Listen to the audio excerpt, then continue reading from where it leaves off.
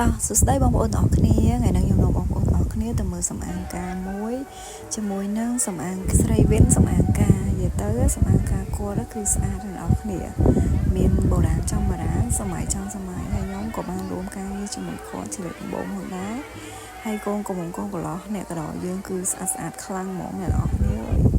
គឺស្រស់ស្អាតហ្មងហើយភ្ញៀវកិត្តិយសដែលគាត់អញ្ជើញមកចូលរួមគឺច្រើនមែនតើហ្មងច្រើនកាកហើយនេះគឺជាកម្មវិធីពេលទទួលការស្លាម៉ាក់ប៉ាហើយកម្មវិធីរបស់គាត់គឺរៀបចំបានស្អាតល្អប្រណិតមែនតើហ្មងអ្នកនរគ្នា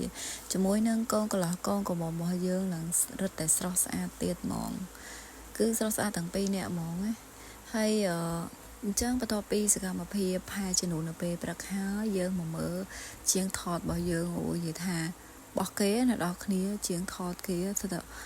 មកថតគេហៅមកថតជួមកថតណាមកបោះសម្រាប់ទៀតអស់គ្នានិយាយទៅពេលដែលគាត់ថតគឺមានសម្រាប់មានអីអត់ស្អាតគឺគាត់តែងតែរៀបចំបោសសម្អាតអីឲ្យហើយនិយាយទៅសេវាកម្មជាងថតនេះគឺល្អខ្ញុំឃើញល្អហ្មងហើយឥឡូវហ្នឹងគឺជាវគ្គកាត់សក់អ្នកនរគ្នានេះជាមួយនឹងឈុតកាត់សក់របស់សេរីវិនសម្អាងការដែរគឺក៏ស្រស់ស្អាតដែរហើយការប្រកួតហ្នឹងយើងយូរដែរតែខ្ញុំទៅបានបញ្ចេញវីដេអូកូនកន្លោះកូនកំមុំគឺស្រស់ស្អាតមែនតើឥឡូវយើងមកដល់វគ្គសែនចុងដៃអ្នកនរគ្នាមើលមនុស្សគ្រាន់តែឃើញមនុស្សដឹងថាចំណងដៃម៉ានហើយនិយាយទៅសែនចុងដៃមនុស្សច្រើនមែនតើហ្មងណាហើយនេះជាសកម្មភាពចងដៃរបស់កូនកន្លោះកូនកំមុំគឺមានភ្ញៀវកិត្តិយសចូលច្រើនមែនតើហើយបន្ទាប់ពីយើងចងដៃចប់មកខ្ញុំធ្វើវីដេអូកាត់ទេឥឡូវគឺដល់វគ្គព្រះថោងតោងស្បៃនាងនាគចូលទឹកអ្នកនរគ្នាតែនេះយើងនៅលើគោកឯណាគ្រាន់ថាពីដើមមកគឺបែបហ្នឹងប្រថោងតោងស្បៃនាងនាគហ្នឹងគឺប្រវត្តិភាសាយើងពីដើមមកគឺអញ្ចឹងហ្មងគេដើមមិនទេខ្ញុំអុយបាក់និយាយហើយឥឡូវនេះគឺ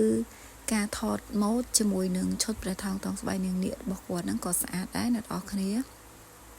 ហើយបន្ទាប់មកខ្ញុំកាត់ចូលដល់ពេលល្ងាចហ្មងអ្នកនរគ្នាមួយទៀតគឺស្លៀកបុរាណដោយនាងខ្ញុំហ្មងអ្នកនរគ្នាផ្លេចប្រម៉ូទខ្លួនឯងគឺកូនបំពាក់ឈុតណាក៏ស្អាតដែរហើយបើត្រូវការស្លៀកបុរាណពីនាងខ្ញុំគឺអាចតំណមកខ្ញុំបានណាអ្នកនរគ្នាហើយនេះជាសកម្មភាពពេលទទួលភ្ញៀវអញ្ចឹងវីដេអូរបស់ខ្ញុំគឺអត់មានអីច្រើនទេគឺមានតែប៉ុណ្្នឹងទេអរគុណបងប្អូនទាំងអស់គ្នាកុំភ្លេចជួយ like ជួយ share និងឲ្យវីដេអូម្នាក់មួយផងណាព្រោះខ្ញុំខានចេញវីដេអូរៀងយូរតិចដែរ